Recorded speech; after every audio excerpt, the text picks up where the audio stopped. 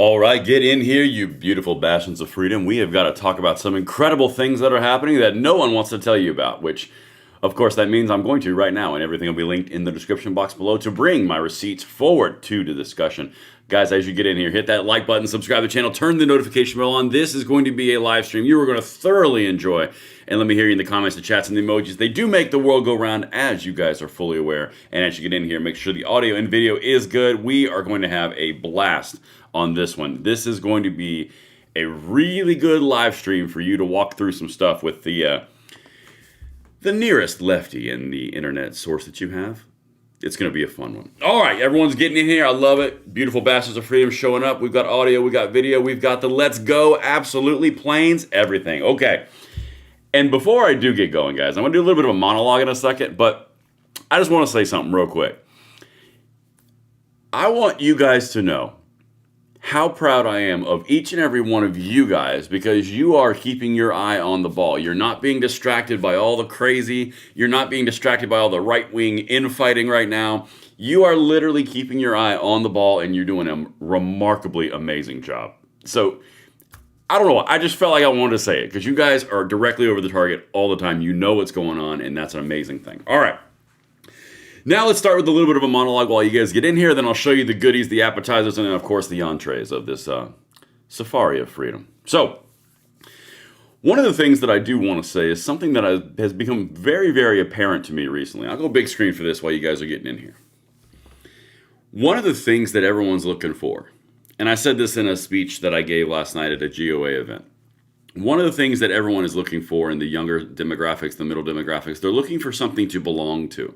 They're looking for some sort of motivational, why should I be part of this? Why should I do something? I want to be important. I want to feel like I'm something bigger than myself. That's why on the left, it's very seductive to be part of a revolution for a socialist nation, because it's making yourself a part of something. That's the whole idea.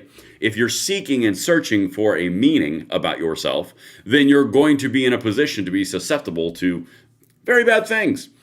But here's what I want to offer you guys.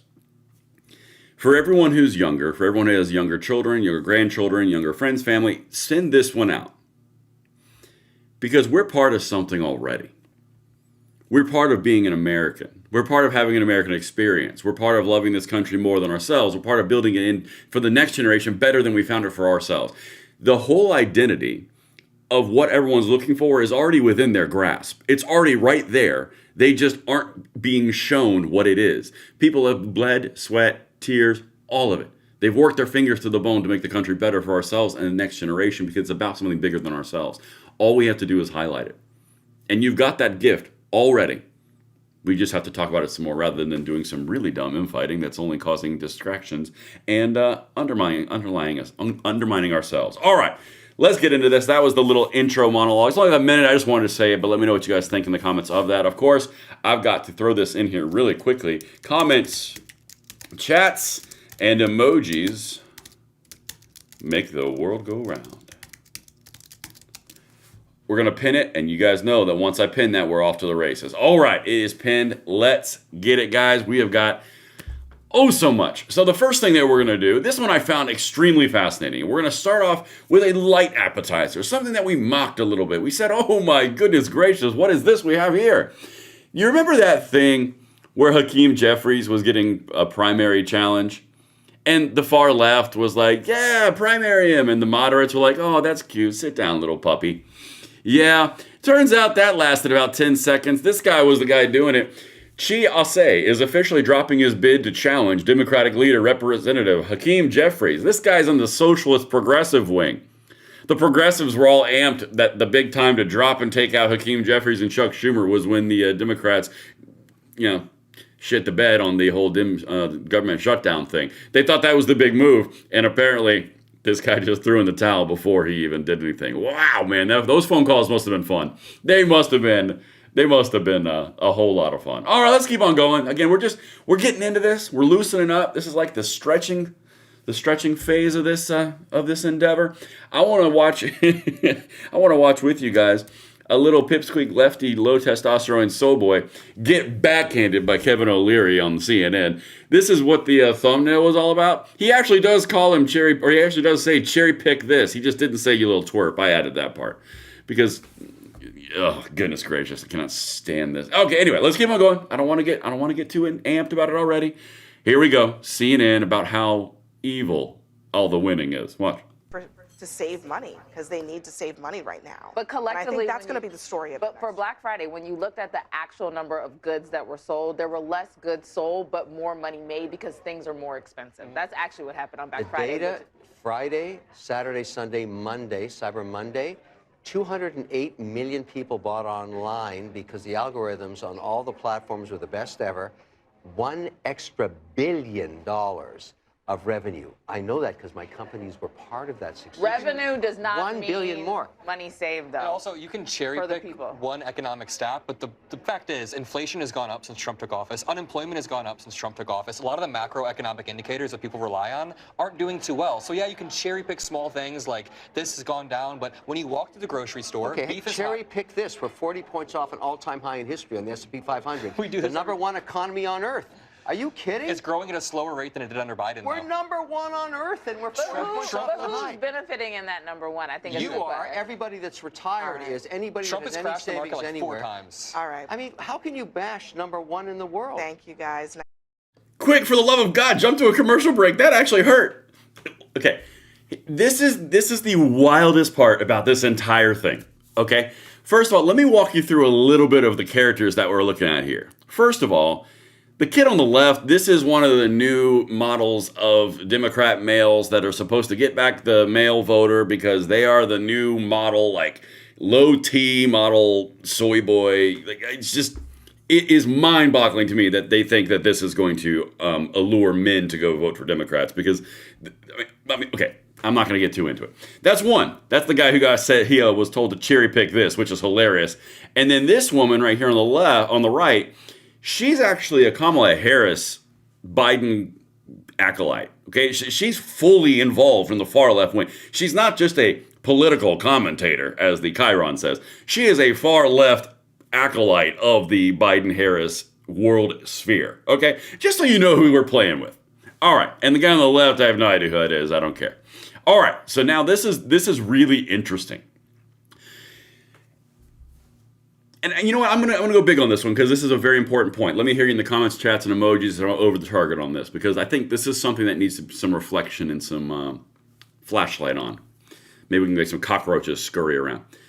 So, if you're new to the conservative movement, if you're new to being a Republican, if you're new to the independent leaning, or if you're new to into the political sphere in general, if you're younger male, if you're a disaffected male, if you're a disaffected female, if you just don't like the way things are going in some certain case, XYZ, there's a message for you. What does it say when being the number one economy in the world is not good enough? I mean, I'm honest to God asking a genuine question. Because if you're listening to the talking points that are going out, the word that just came out was, we're the number one economy in the United States. In the world. Yeah, but it's not growing as fast as it did under Biden. I'm sorry. Is this thing on? We are the number one economy in the world. The S&P is 40 points away from all-time highs, and their little talking point, this little twerp, I'll call him a twerp. That's acceptable. This guy's talking point is, yeah, but who does that affect? The rich people. No, it affects all of the retirees who have their 401ks. It affects all union workers who have all their pensions. It affects every single person in the market whatsoever. So yeah, it has a little bit to do with real world examples.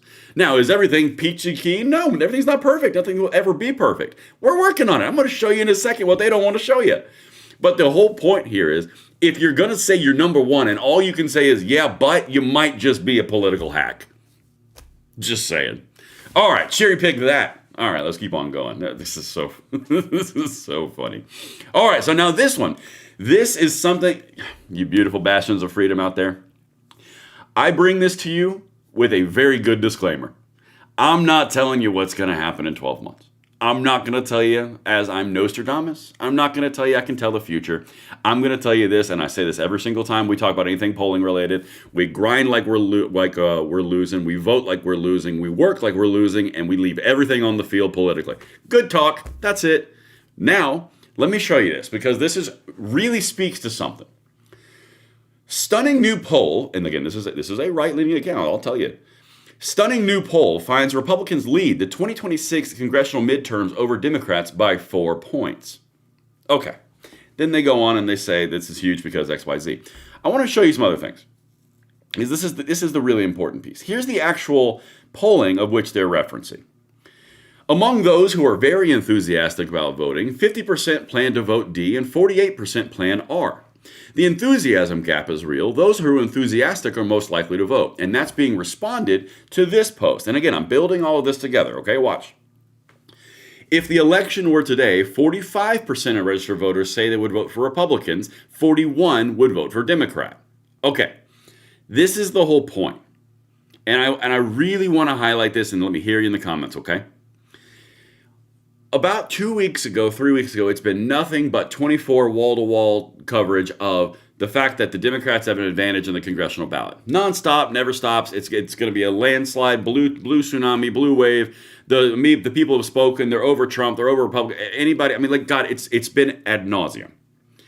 Then another poll comes out that's Republican-leaning, and it says, no, it's actually +4. And they quickly jump to, well, yeah, but Democrats have more enthusiasm. You see how this is just a game? And this is why I want to show you this. It's a game. You are 12 months out from an election. This is why I completely disassembled all of the polling that they're referencing, because you are 12 months out. You realize what's happened in the last 12 months? 12 months ago, let's say today's December 6th, 12 months ago, you had just had President Trump wipe the floor with all Democrats, the House wipe it, the Senate wipe it, everyone wipe it. So there's been a few things that have happened since then. These news cycles go on 24 to 48 hours. I'm telling you, this is just a part of the puzzle. It's part of the noise, okay? I also told you that they really like to use polls to dissuade you from believing you have any chance. Here's the Republican version. Here is why I say all these things. And this is really important, because the Republican one's not even here.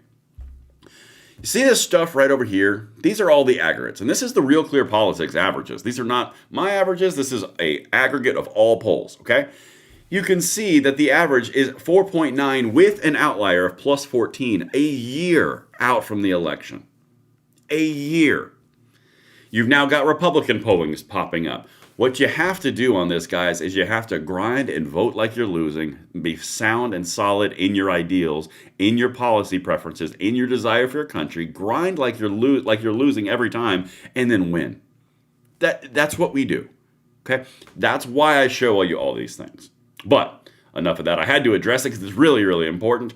Now, I'm going to shift a little bit for you guys on this safari. We're going to take a little off-road. Maybe we'll see some warthogs. You don't know. It's an amazing safari. Anything can happen. I might hit the sound button wrong. We're just going to find out together. But I'm going to show you a clip from J.D. Vance. And J.D. Vance, and I'm going to say this for the next 12 months, the next 24 months, the next 36 months, J.D. Vance has a unique ability to communicate with people and tie it back to a vision and a purpose and a destination. He does. He has a unique ability to do it. In fact, he's one of the only people on the conservative side right now that have the ability to articulate it and tie it back and motivate, honestly. And he seems to get it. Anything can change, but right now he seems to get it.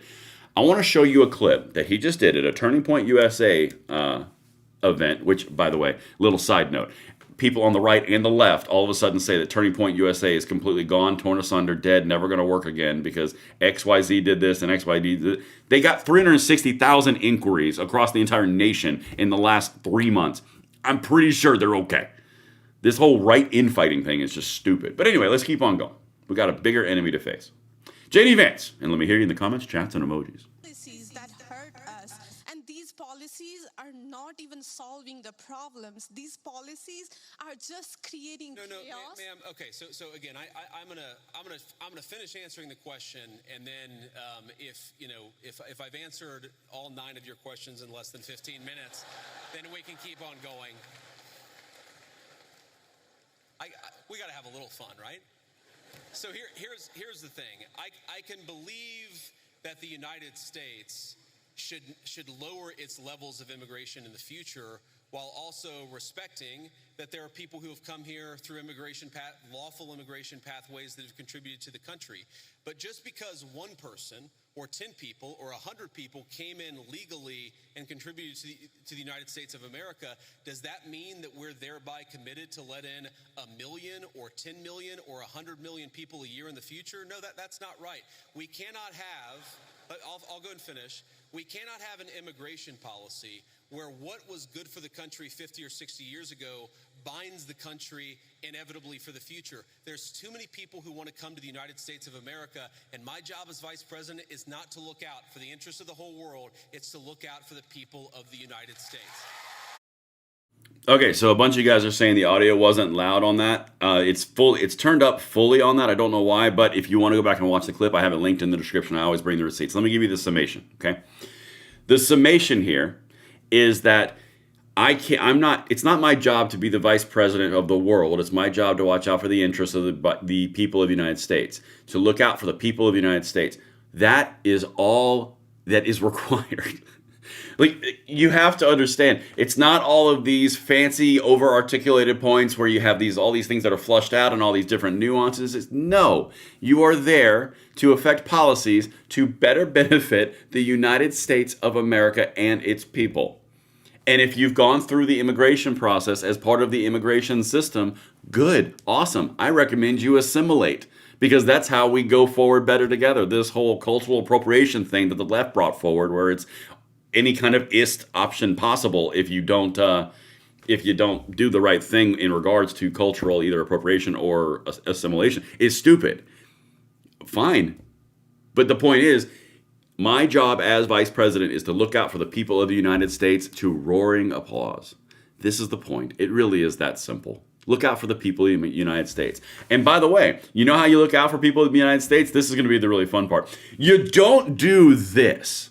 Okay, we're about to go into the really fun clips because we've now got momentum going into this, but I'm going to show you something from the far left and what they're bringing forward. J.D. Vance just brought forward, it's my job as the Vice President of the United States to better the United States for American citizens. Okay, this is what the left is offering as their new rising stars on the far left socialists. This is the far left socialist guy in Maine. You know, the guy with the Nazi tattoos on his chest, and he's like crazy. Listen to what he says, and he goes right after the Democrats. I'm telling you, this Democrat Civil War is going to be fun. Watch this. Republicans, Independents, Democrats, you go around the state, you ask any working person, do you think you live in an economic and political system that has your interests at heart? Nobody says yes. Absolutely nobody. Everyone knows that the reason things are bad down here is because they are better than they've ever been way up there. And that happened not naturally. They are choices. Choices that have been made for us by establishment politicians in Washington, D.C., especially over the past 40 years.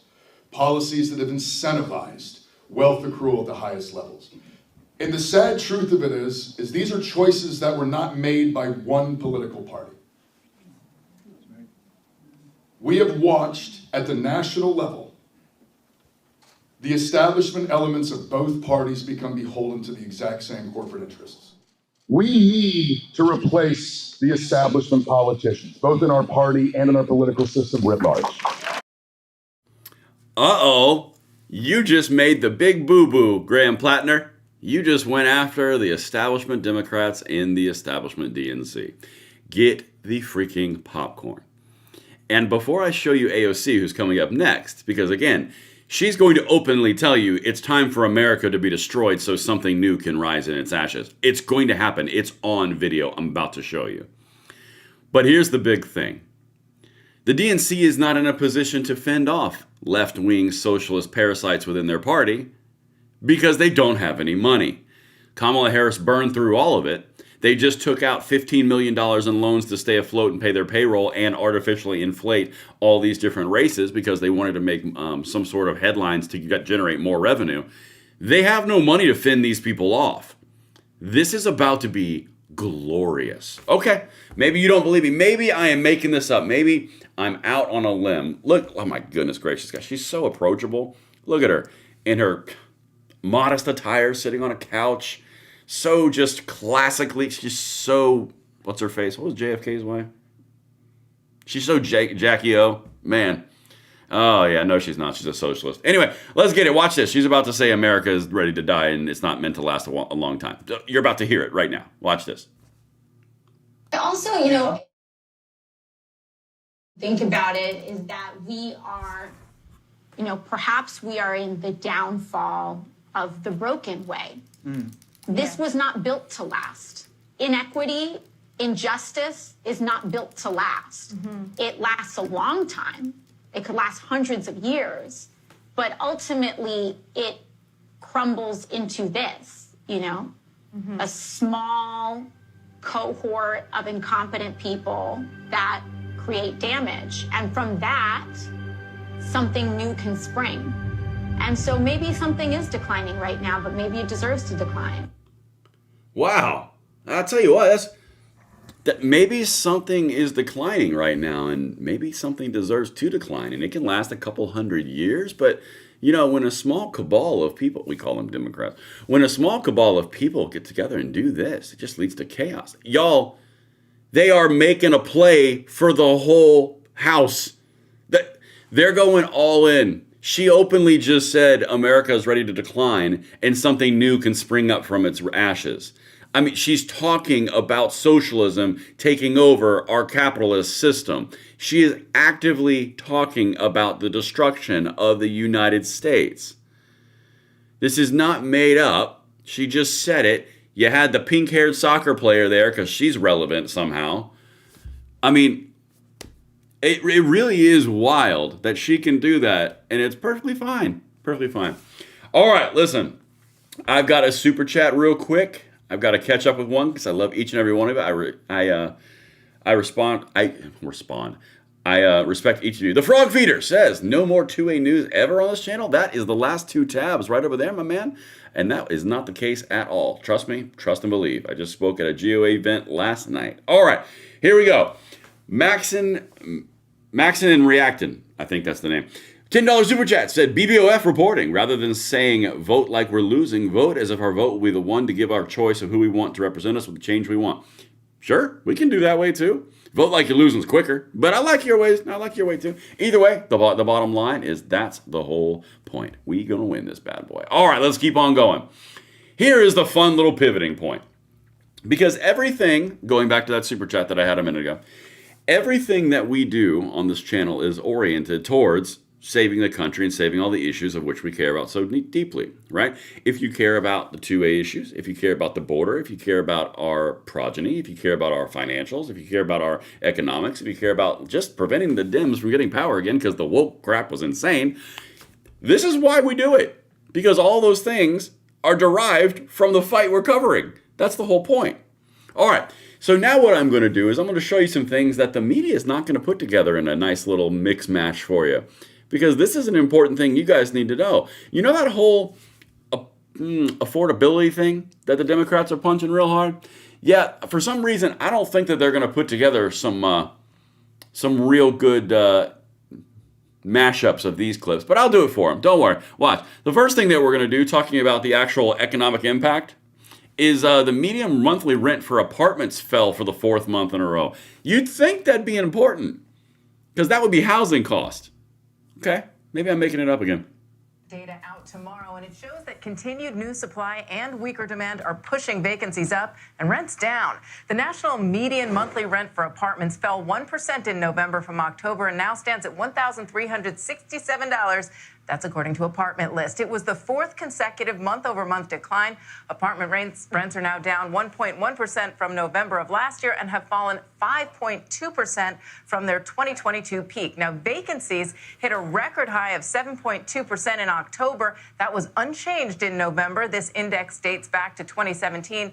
It comes after a really historic surge in apartment construction brought on big by the pandemic. Since it takes a while to build a large building, this supply is still on the high side. I'll tell you, that's really weird that rent would be going down and vacancies would be going up. Because if vacancies were going up, just follow me, maybe I'm crazy. If vacancies were going up, that would mean that pricing would have to go down to fill the voids. And what happened that would include all those things Yeah, there's a lot less people here. Huh. Who would have thought that mass deportations would make housing cheaper? Yeah, it's weird. It's beyond odd, I'll tell you that. Anyway, let's keep on going. I got a super chat from James RT 499. Hey, off topic. Tim Pool just said on X today they were under attack. Yes, I saw that, and I hope that does not continue.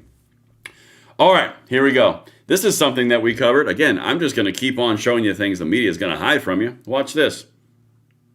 This morning, some states seeing gas prices below $3 for the first time in years. Let's get to CNN's Matt Egan for the good news on this. Yeah, absolutely. It's nice to finally be here with some good news on the cost of living front. So for the first time in 4.5 years, gas prices are averaging $3 a gallon nationally, according to AAA, down by 7 cents in just the past week. Gas prices were low a year ago as well, but they're even cheaper now. This is encouraging to see because late last month, there was a period where gas prices were actually higher this year than last year, but that has reversed again. And you know, there's something special about watching CNN have to say good things they don't like. Okay, so now we've got rent going down, vacancies going up, which is going to further push down rent because supply and demand is a pretty simple system. You've got gas going down. Okay, this affordability thing's really not working out. I'll tell you what. This is one thing that I found interesting I covered. The Civil Rights Division of the United States DOJ just put in to scrub all the voter rolls and is suing different states that are refusing to do it to make sure they don't have anything bad in there. Isn't that weird that all blue states refused? Red states were fine, but blue states were okay. That'd be a campaign promise that was pretty important. Let's go back to this one. Fox News is reporting on Washington Post actually saying that food is down. Because remember, we're getting into some topics, right? We're getting into housing, we're getting into gas, we're getting into food. Those are the three things that the Dems were talking about. Okay, hold on. Our minds around this affordability crisis, though, because we do have gas prices coming down. We have oil prices down about 25% since President Trump took office. The price of many things are coming down while wages are going up. Even the Washington Post, I just printed this out on my way up. Washington Post prints, actually, today's food prices are a bargain when you look at the buying power and the amount of hours you have to work to buy the same amount of goods with wages up. Food prices you could look at are actually down. I think it's really important. I'm shaking. So food prices are down. Okay, guys, you guys can start to see the pattern that I'm starting to deliver for you because I don't think that you're going to see this anywhere else. On all the right commentary channels and all the other right infrastructure, they're all fighting with each other, and the left is sure as hell not going to tell you because they got soy boys over there trying to do push-ups, and then you got the media that's not going to do it. So I guess I'll do it. You're starting to see the pattern: housing, gas, food. Okay, let's keep on going. Scrubbing the civil rights. The Civil Rights Department in the DOJ scrubbing voter rolls. Are you seeing all the things? Because we're 11 months in, and we're getting to the point where all the things are starting to get fun. Okay? I'm not going to sit here and be a talking head for anybody, but I can tell you objectively all of these things are happening because they're lying to you. I mean, like, they are lying to you by not showing you. So I will. All right. This one's interesting. I find this fascinating. Did you guys know that the Biden-era fuel economy standards were set to require new vehicles to average 51 miles per gallon, which would effectively eliminate gas-powered vehicles? Hey, isn't there a price increase and like lots of different pressures on the pricing of used vehicles and new vehicles because they're all too expensive? Don't you think curtailing the supply of vehicles in the United States would kind of lend to that? Yeah, watch this. One of the things that we saw as we were studying the Biden policies towards automobiles is that they were trying to basically end the internal combustion engine with fuel economy standards that were crazy. I had my staff go around and look at car dealerships in the D.C. area and find the car that had the best gas mileage that was just burning gasoline, and they found a couple of smaller cars that had gas mileage of 36 miles per gallon. The Biden administration was set to increase the required fuel economy for U.S. fleet cars to 51 miles per gallon. And so therefore, there's basically no car anywhere in the U.S. that's being made that would meet that standard. So otherwise, what they're doing is they're trying to make everybody buy electric cars. And, you know. All right. This is a really important piece that you have to understand that was happening behind the scenes under the Biden administration. Okay? They were actively, and tell me if this affects pricing at all in your lives, They were actively changing standards to push everything towards electrical vehicles, because if you make the required mile per gallon on a new vehicle, like a gas-powered vehicle, 51 miles per gallon, and they can't reach it, that means they can't legally make that car anymore. So that would mean you're going to only have electrical vehicles, or you're going to have old, reused vehicles that are sold on a secondary market. Well, what do you think that's going to do to the pricing of the secondary market? It's going to jack it up. And what does that do to pricing? Jacks it up. Yo, what you are watching, we've got food, we've got rent, we've got gas. They're cutting the regulations that were artificially inflating the cost of cars. Are you seeing all of this? It was all government regulation the whole damn time? And then they inflated the crap out of our money supply because they printed the shit out of it? I mean, at a certain point, guys, you kind of go, that's weird. I wonder why the media wouldn't tell you this stuff. And as always, guys, that like button, subscribe to the channel, turn the notification bell on. If I am landing this plane, I need to hear it. Oh my goodness, look. Something else to do with that whole rent thing. This is an important one. So I showed you a second ago that the rent, here it is. The rent was was declining for 4 months in a row, and vacancies were going up, and they were at a 7.2% rate. Okay, that's interesting. I wonder if this has anything to do with it. Listen to what they found was happening in the Biden administration underneath immigrant housing, and you tell me if this would have anything to do with jacking up our housing costs. There were over 12 million illegal aliens that came over the border, straining our housing supply and making the costs go up. And so we work with Secretary Noem at DHS, as you alluded to make sure that only American citizens are living in HUD-funded housing. We also took away FHA-backed mortgages from illegal aliens during the Biden administration. They turned a blind eye. But okay, hold the phone real quick. You're telling me the Biden administration was allowing FHA-backed mortgages? Well, if you have 12 million people and you're making illegal immigration accessible to FHA-level mortgages, doesn't that mean that all the housing prices would skyrocket because you had a rapid influx of of a demand from 12 million people who were here illegally? Isn't that weird? So let's just back out a little bit, and I'm going to actually, you know what? Hold on. Let's let him finish it out because we got about 25 seconds more, and then I'll kind of tie it all together. We're going to keep the law to make sure that these mortgages, which are backed by the taxpayer, go only to the American people. And lastly, we are mandating that every public housing authority give us a comprehensive account who's living in every unit in taxpayer HUD-funded housing. Wow. Actually, Dave, was another impact of that wide open border. Absolutely. Wow. That is weird. I'll tell you what, let me make sure this next tab isn't another one to just add onto the pile. Yeah, no, it's not. That's another part in a second. So let me just break this down for y'all again. This might be a segment, a clip. I don't know. We'll see. So you're telling me that under the Biden administration, and I'm going to tie this all together, you had a massive influx of immigration, mostly illegal. Okay, you did. That's an objective fact. The border is since closed. There's lots of different pieces to this. So you had 12 million people come in. You opened up FHA backing, which is taxpayer-backed mortgages, to all the immigrants, which are illegal, and that is an illegal action. So they scooped up the housing supply. They jacked up the prices because that was an artificial adjustment to the supply and demand equilibrium that we had. You inflated our currency by massive amounts of printing. By the way, these are all leftist ideologies. And now, when rent is going down, food is going down, gas is going down, they're cutting regulations which would make used vehicles and new vehicles cheaper, or would make them more expensive, so they're making them cheaper. And you're telling me that all these mortgages were happening in the backstory? That's weird how the media wouldn't tell you these things, because you'd think that since the main thing of the Democrats is affordability, and everything is about the affordability for the American consumer, you'd think that they'd mention any of these things which directly contributed to 4 years of it, don't you? I don't know. Maybe I'm missing a tie in there. Maybe I'm just off in left field. But does that make sense to y'all? Let me know in the comments and the chats and the emails. Let me know. Because that seems to be a bit of the problem. I don't know. Just saying. And now I'm going to wrap it up. And it's, I think this is a very important thing as well.